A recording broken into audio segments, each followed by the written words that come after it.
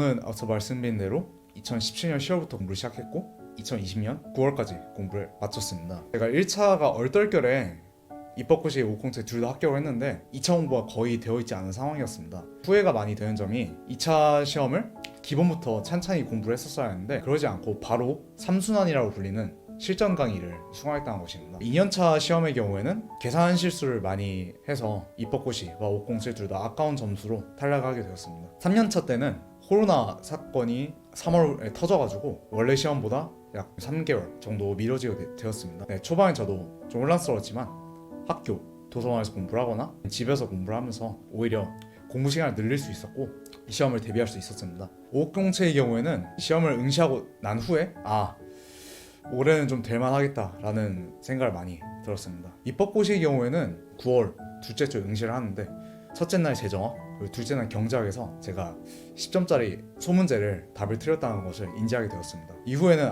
어차피 올해 시험 글렀으니까 앞으로 남은 통계학이랑 행정학은 남 편을 봐야겠다는 마음으로 응시를 했는데 저는 통계학을 답을 맞췄었기 때문에 어쩌면 경제학이랑 재정학 틀린 것을 통계학으로 만회할 수도 있겠다라는 판단이 들었습니다.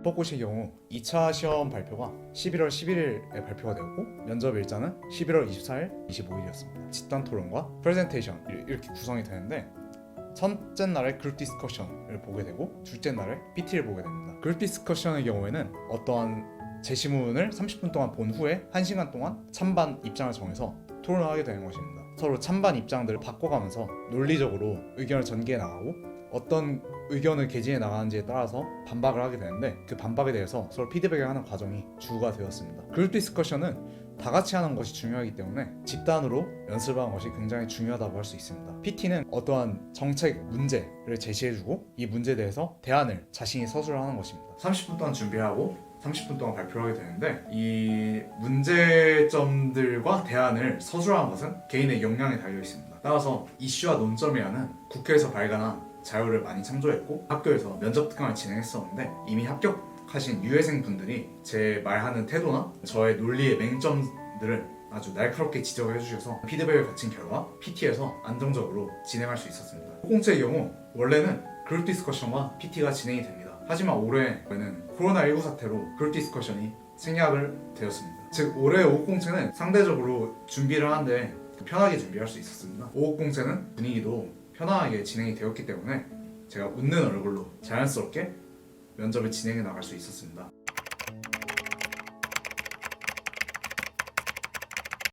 고시 생활은 시간 관리가 굉장히 중요합니다. 어떤 한 과목을 지나치게 매몰되는 것도 안 되고 또 반대로 어떤 과목을 지나치게 경시하는 것도 되지 않습니다. 모든 과목들을 조금씩 매일마다 해나가는 것이 중요한데 이를 위해서 저는 일단 아침에 일어날 시간은 규칙적으로 하려고 노력했습니다. 또한 저는 순수 공부 시간에는 크게 연연해하지 않았는데 1시간을 공부를 하더라도 그 1시간 동안 최대한 집중을 많이 할 수 있도록 노력을 했습니다. 크게 순수 공부 시간만을 따지면 저는 평균적으로는 하루 약 7시간 정도를 공부를 했던 것 같은데 대신 그 7시간 동안 굉장히 밀도 있게 공부를 했습니다. 집중할 때는 확실하게 집중을 하고 놀 때는 또 확실하게 노는 그런 방법이 필요할 것 같습니다. 체력 관리도 굉장히 중요합니다. 단기전이기 때문에 너무 초반에 열심히 하면 후반부에 퍼질 수가 있습니다. 저 같은 경우에 군대에서 운동을 꾸준히 했었고 2017년 후반 그리고 2018년, 2019년 때도 매년 공부와 더불어 운동을 해왔었습니다.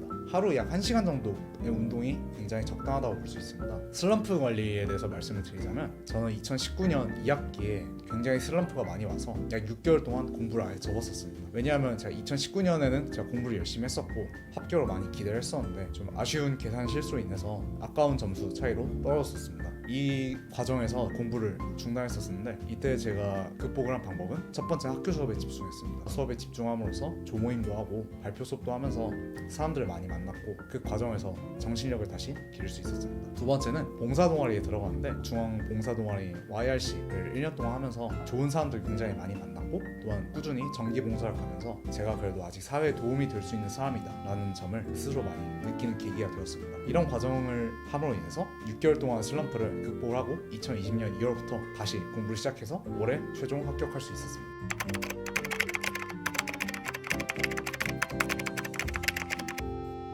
앞서 말씀드린 대로 저는 고시 공부를 하면서 학교에서 많은 도움을 받았습니다. 일단 첫 번째, 고시 진입 전에 학교 경력 개발팀 고시센터에서 합격자 상담이라는 걸 받을 수 있었는데, 이미 합격하신 선배들로부터 어떤 식으로 공부를 하면 될지, 또 어떤 과목들이 좋은지에 대해서 큰 줄기를 잡을 수 있었습니다. 저도 2017년에 합격하셨던 선배님으로부터 많은 도움을 받았고, 그 선배님의 커리큘럼에 큰 주기로 삼아서 거기에 제가 덧붙였습니다. 처음에 고시 공부에 대해서 어떤 식으로 접근해야 할지 모를 경우에는 부담 없이 학교 경력개발팀의 고시센터 문을 두드리시면 될 것 같습니다. 또한 전반적으로 고시 문제를 내는 것은 교수님들이고, 문제를 채점하는 것도 교수님들입니다. 기본적으로 이론을 갖추고 심화 이론들을 배울 때 강사들 수업도 좋지만 교수님들 수업을 듣고 오피스 아워들을 통해서 교수님께 적극적으로 질문을 함으로써 질문을 해결하는 것이 상당히 도움이 된다고 생각합니다.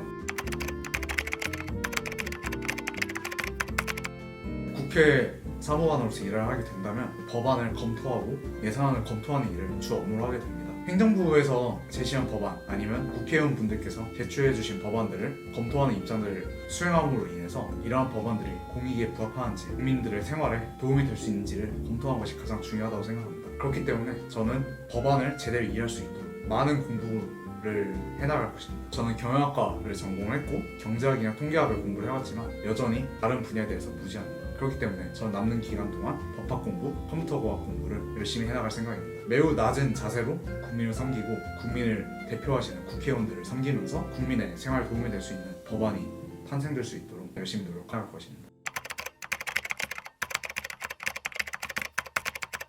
일단 입문생 분들께는 입문하시게 된 걸 축하드리고, 앞으로 큰 어려움도 있을 수 있고 힘든 점도 있겠지만 그럼에도 불구하고 본인이 합격을 한 이후에 어떤 사무관이 될 것인지에 대해서 다시 한번 생각을 하고 되새김질하면서 공직관을 꿋꿋하게 밀고 나갈 수 있는 그런 힘이 필요하다고 생각합니다. 공부 안 된다고 해서 너무 조급한 마음을 가지지 않고 꾸준하게 공부를 해나가는 것이 중요하다고 생각합니다. 2년차 이상 수험생 분들께도 말씀을 드리고 싶습니다. 공부를 할 때 굉장히 막막할 것입니다. 저 또한 작년 이맘때를 생각하면 답이 안 나올 정도로 막막한데, 저희는 100세 시대에 살고 있습니다. 지금 잠깐 1년이 늦어진다고 해서 평생 늦어진 것도 아니고 나중에 합격을 하고 좀 더 높은 점수로 합격했을 때 원하는 부처에 비칠 확률도 높아질 수 있습니다. 지금 당장 늦어졌다고 해서 너무 조급해하지 마시고 올해 합격할 자신의 모습을 생각을 하면서 꾸준히 뚜벅뚜벅 공부에 정진해 나가시는 것을 추천드립니다. 너무 공부가 안 되실 때는 잠시 친구들을 만나면서 봉사동아리나 운동동아리를 하면서 고시생활에서 잠깐 멀어졌다가 정신력을 충족을 하고 시작한 것도 추천드립니다.